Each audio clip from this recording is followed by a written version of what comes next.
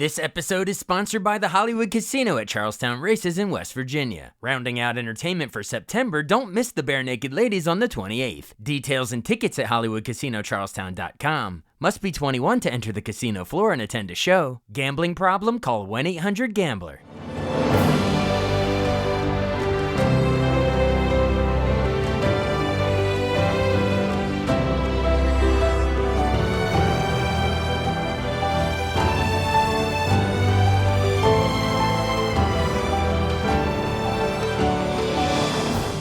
Welcome to the newest episode of Beyond the Fame with Jason Fraley. I'm your host, Jason Fraley, picking the brains of the top filmmakers, musicians, and artists of our time.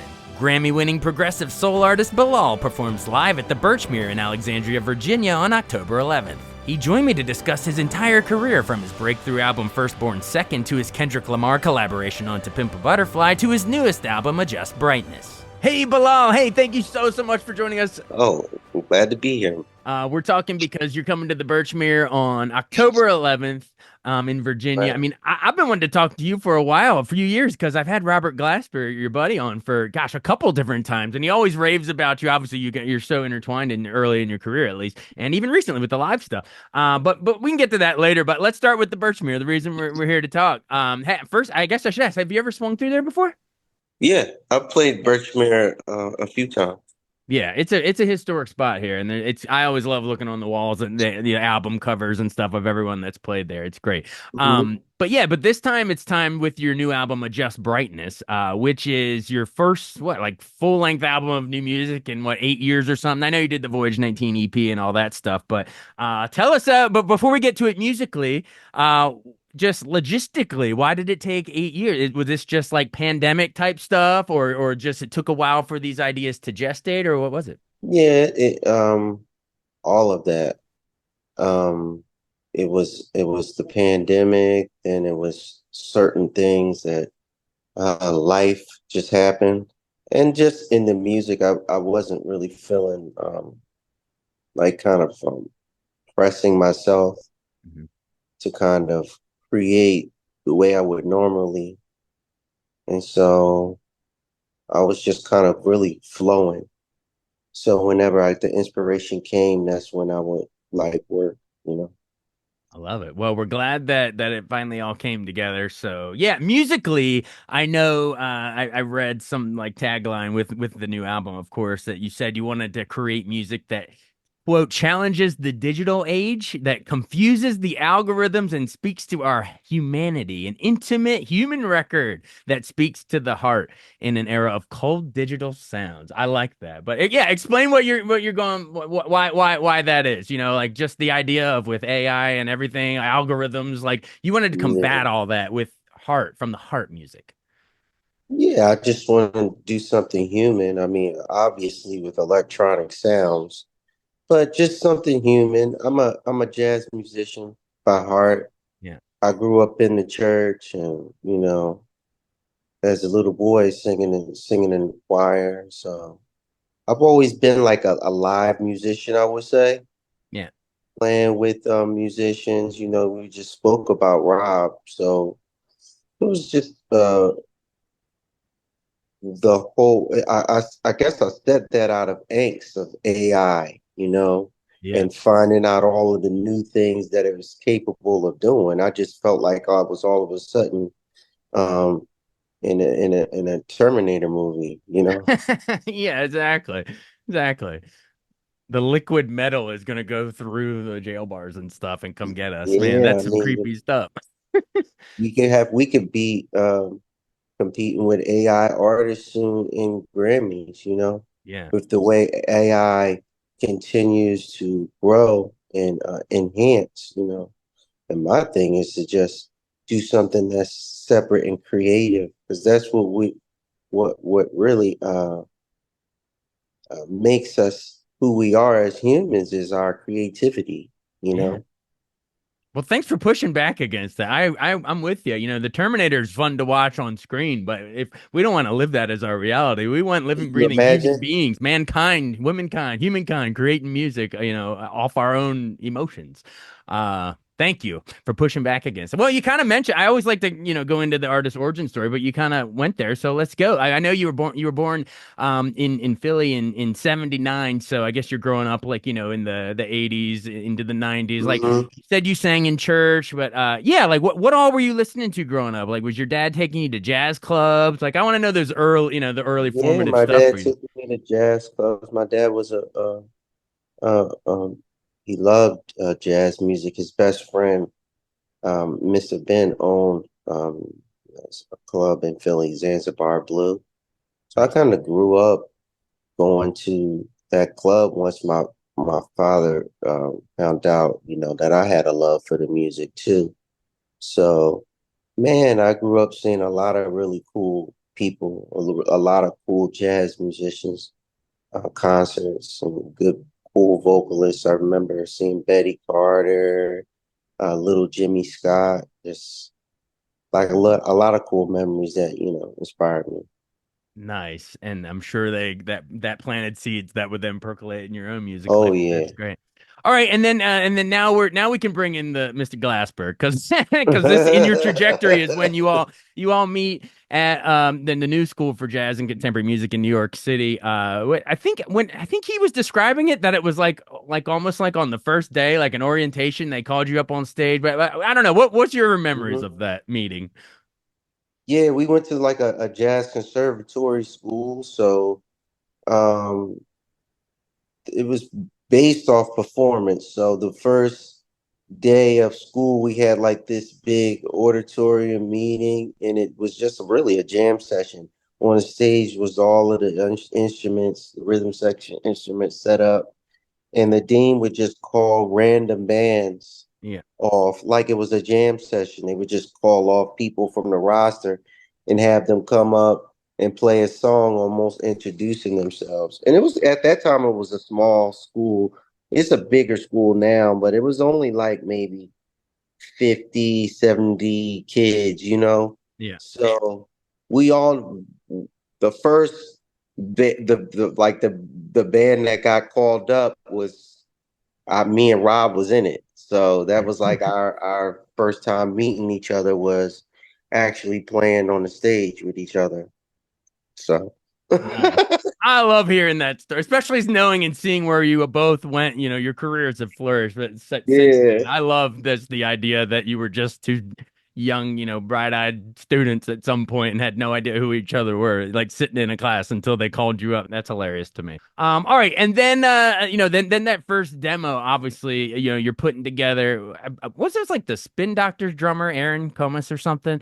Uh-huh. And so, Aaron but went to our school. that's so He cool. went to the new school. You were all classmates. Hmm. That's wild. But then but I guess then you're off campus, sort of in his basement, putting together this demo. Yeah, it was a jam session. Our dean, Arnie Lawrence, hired us to do this like late night set at, man, what was the name of that club? I think it was called Sidewalk Cafe or something like that Okay. in like Soho, like Lower Manhattan, something like that. Yeah. And the gig started at 3 in the morning. So it was hard to stay up and do stuff. Like, we try to Yeah. go to a diner or something before it was time to actually do the gig, but I would wind up falling asleep. And then randomly, Aaron goes, "Oh, you can just come to my house. I got a studio there." I was like, "What?" And he just said it so like matter of fact, like, Yeah. yeah. And I go to his house and he's like, has this full blown studio, and he's a rich rock star who just Yeah. decided to go Yeah. back to school to learn how to play jazz drumming like Tony Williams. I love it.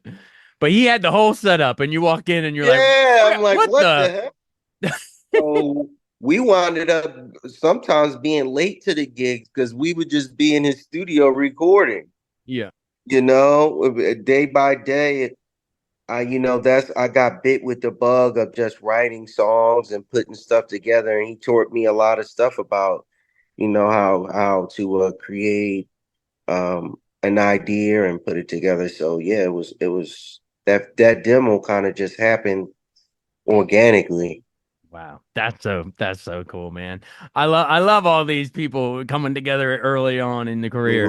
Hmm. All right, so then the demo, so we're moving right along, and I guess so. When will you call? I guess was part of that demo, and you played Yep. it for Jimmy Iovine, and he stopped it halfway through and's like, "I'm signing you to Interscope." Is that pretty much how it went down? Um, That's what yeah, Robert said. how would Robert know? That's his game of telephone. When it got to him, that's what I don't know. Anyway, but you signed with Jimmy. He liked what he heard. Jimmy liked what he heard. I mean, he always felt it was initially he definitely liked it, Yeah. Sure. That's Yeah. awesome. Awesome. So it becomes the debut breakthrough album, Firstborn Second. I love that title, by the way. And you're starting to work with producers, Dre and Jay Dilla, and what was some of the songs? Soul Sister off, and I think that was even in Gina Prince Bythewood's Love and Basketball.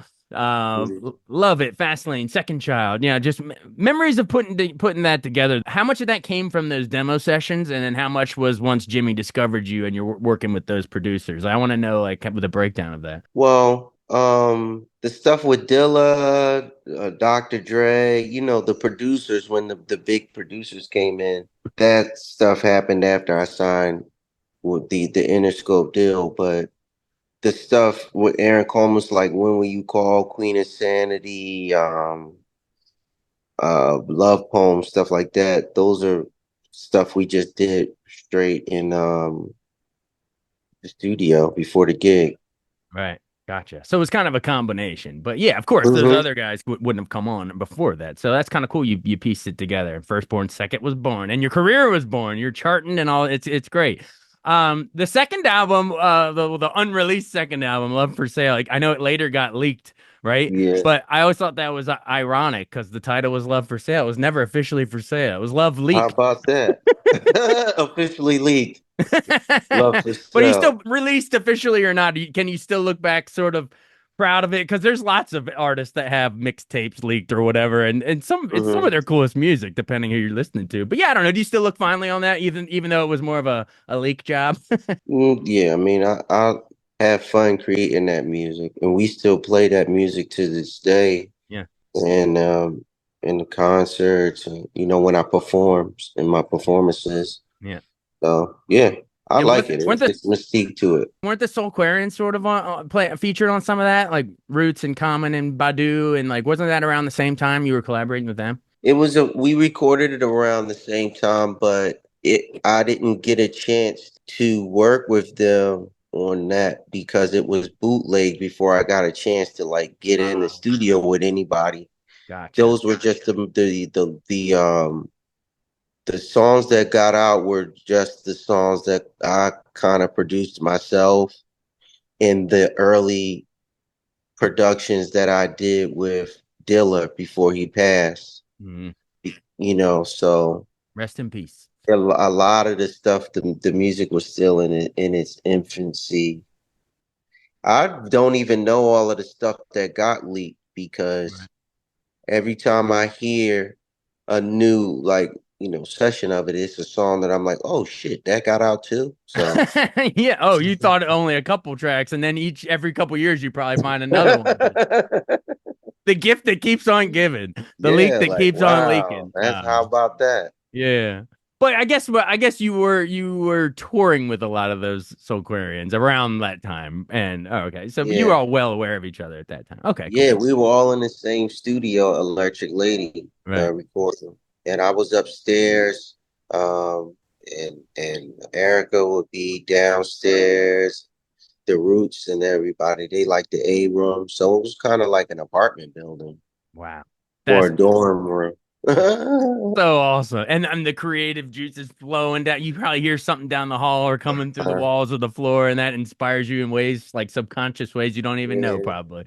Oh, yeah. that's too much creativity under one roof, my friend. That's awesome.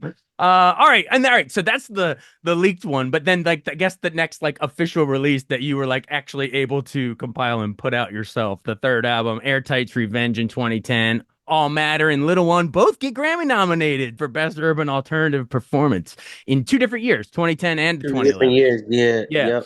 Two different Grammy years, I guess. So it's not like they split the vote or anything. It was two different years. But I guess just in general, how rewarding was that?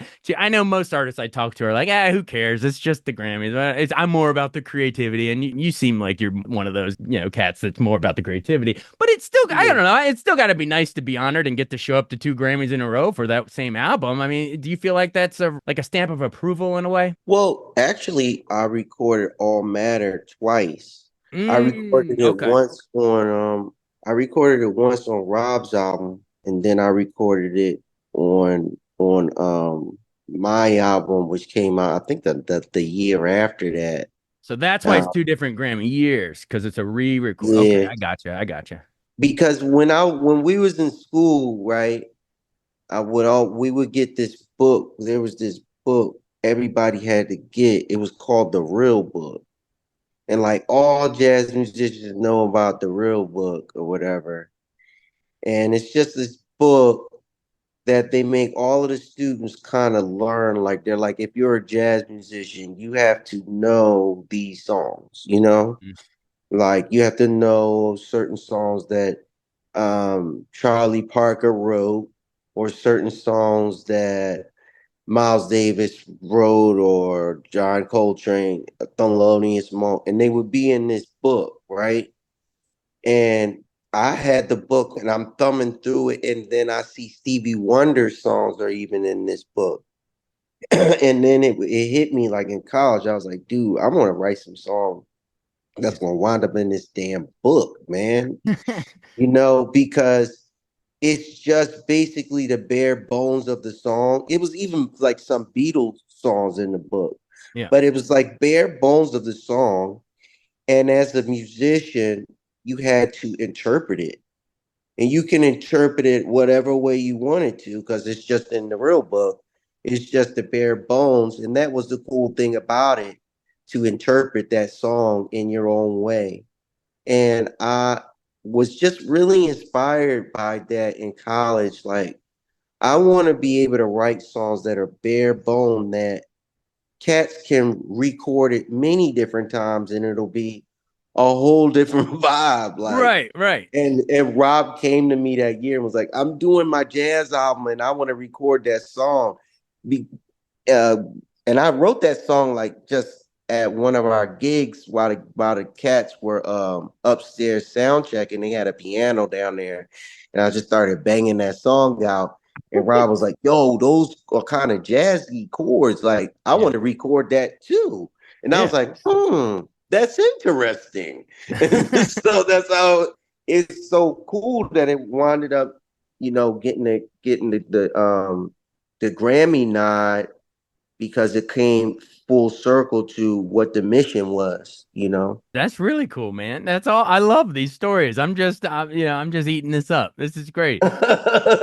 Awesome. All right, and then moving right along, we're going on quite the cool chronological journey. I'll try to pick up the pace. I don't want to keep you all day. But fourth album, I love Surreal. This is inspired. I mean, as the title says, surreal, inspired a little bit by like surrealism, and I guess in like the art world, it'd be like Salvador Right. Dali. Or I'm a Absolutely. huge movie buff too, and I don't know if you know, Dali did a lot of stuff with Buñuel, like Chin Andalou, where they're slicing the eyeball and all that cool stuff. But yeah, Mm-hmm. like talk about sort of that creative, left turn for you. Like I'm gonna be. I mean, you've always experimented, but like the idea of making it more of like a surrealist painting of an album, if that makes sense. Around that period, I was starting to go to a lot of like installations and art exhibits and stuff. So actually, the cover of that album, we tried to redo a Dolly photo.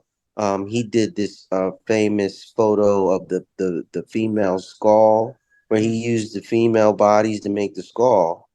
So for the album cover, I had Mark Baptiste come, and we did a flower using female bodies. So that whole time was just like a opening of the way for me, as far as just thinking about my music visually as well as sonically. And that was kind of the start of that, I'd say. Gotcha. Cool. Yeah. Thanks for the insight. All right, and then sort of we're getting a little more closer to bringing it full circle. So fifth album, In Another Life, the album cover is like an Afrofuturism thing. If we're talking, paintings with Yeah. Kali now, but this is a different thing, different artist. But Mm-hmm. the music is more, what did you call it, like psychedelic soul? I know people would label you neo soul early on, and you always kind of like, slightly push back. You don't want to ever be boxed in. But yeah, talk about crafting something psychedelic. Was that inspired or influenced by anything? Um, that album, I was influenced by, the psychedelic sound. I'm a big prog rock, head. So, the inspiration behind that album was really Adrian Young. Adrian Young produced all of the songs on that record, and I was just really intrigued and kind of inspired by the way he recorded and the equipment that he used. Everything was just bare boned and really analog in a Right. time where studios were like really digital. Going into his studio and seeing that everything is just analog, and nothing in his studio was even made before, you know 1970. Nice. So he just had all the old equipment, and it just sounded incredible. So I just wound up doing the whole record there because I was just fell in love with that sound. Nice. So prog rock. That's interesting. We just had, who was I talking prog rock just earlier this week? Oh, Emerson, Lake and Palmer. I don't know if you remember that. But Oh wow, yeah. yeah, Carl Palmer, the only surviving one. But I always that prog rock stuff just fascinating to me because that's where you get some of the best experimentation, I think, 20th century. Mm-hmm. All right, and then I guess before we wrap it back around to the new album, before Just Brightness, we have to hit To Pimp a Butterfly. I mean, it's a big moment in your career, working with the Mm-hmm. genius Kendrick Lamar, who's shout out going to be playing the Super Bowl. That's exciting. Well, I should say playing it again because he was part of that hip hop, mashup Oh they yeah. did a couple years back. But yeah, but you guys, so you win the Grammy for These Walls off of To Pimp a Butterfly. Man, just I mean, there's been so much written about it, including my buddy Marcus Moore. Where is it? I want to give him a shout out. He wrote the book on To Pimp a Butterfly. Awesome. But former colleague, shout out Marcus. But yeah, I'll just turn it over to you. I don't even know how to tee up that question. It is such an unbelievable, music experience, that whole album. But yeah, working with Kendrick on These Walls specifically, man, were you just like you knew you were part of like an all time album when you're like, could you feel it was special in the moment? Yeah, I felt it was special. Just going there and working with him. He's such a meticulous mind, and visionary with his concepts, very thought out. So working with him is really cool, you know. It was his hours were crazy, so I had to get used to that, going in because Kendrick will go in the studio like 1 o'clock in the morning, you know. Like around the clock creativity flowing. No, like he won't start the session until like 1 in the morning, Really? you know. Yes. Do you have Or to like drink 12 coffee or midnight. how do you stay awake? That's crazy. That is great. They should have called it Insomniac or something, man. Man, those butterflies are flying at all hours. That's great. Right. How does such genius happen in the wee hours of the morning? Well, yeah, actually, maybe it makes sense because a lot of us lay in bed and we're thinking of movie ideas or song ideas in bed. So maybe he wants to capture that magic Yeah. hour. I heard something about that, like this, you create your best stuff. I don't know where I read this, but like you create your best stuff when you're like in a bit of a dream state. Makes I sense. think it was some type of visual artist or somebody that would only create like the first thing like as soon as they wake up, or they had to have like a piano or something near them Yeah. because they wanted to create in that between worlds kind of a thing. Right. I could be wrong, but I think Stephen King was similar. I think he has like to write as soon as he wakes up in a specific time. Well, maybe there's something to that. A lot of us walking around hungry half the day. Thanks, Kendrick. No, that's great. Real quick, well, while I'm on that, are you excited for the Super Bowl? I mean, I know it's for his performance. I know it's a ways away Yeah, at this point, but yeah. I mean, he always gives a really cool performance. So yeah, he's been on a good run. I know it's going to be real dope. yeah. Here in DC, we're still on a high of Monday Night Football with Jaden Daniels beating Joe Burrow. I didn't think our Commanders, they probably won't be playing the same day as Kendrick. Let's just say that. But it's a good moving in the right direction.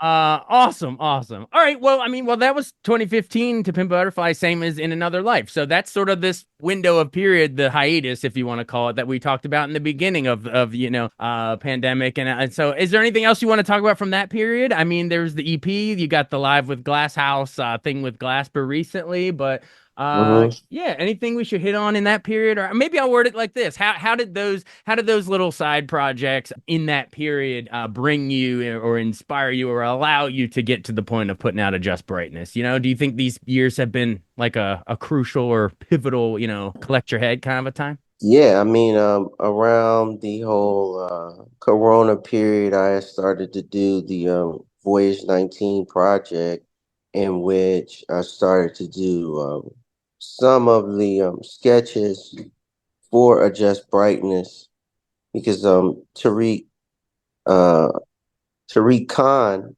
produced, Tariq Khan produced the Voyage 19, so we started to work on Adjust Brightness from then. And then after Corona, I started to work with my guy Tony, who kind of brought me full circle back to the stuff that I had started to do with Tariq. So I guess that whole period was kind of the birthing period of where I am with Adjust Brightness I and love it. how it was created. So I love it. You brought it full circle. We're good. We're good to go. You didn't even have to adjust brightness on the video. We're good. Hey, thank Bilal. Thank you so much for joining us. Everybody, get tickets to the Birchmere in Alexandria, Virginia on October 11th. Get yes, to hear the new album. I'm sure you'll sprinkle in the greatest hits as well. Uh, absolutely. Live music, no algorithms, right? No AI. Live at the Birchmere. Yes. All right. Thank you so much. I appreciate it. Thank you, Jason. Thanks so much for listening to Beyond the Fame with Jason Fraley. Our theme music is Scott Buckley's Clarion. Remember to give us a 5-star rating if you like what you hear. We'll see you next time.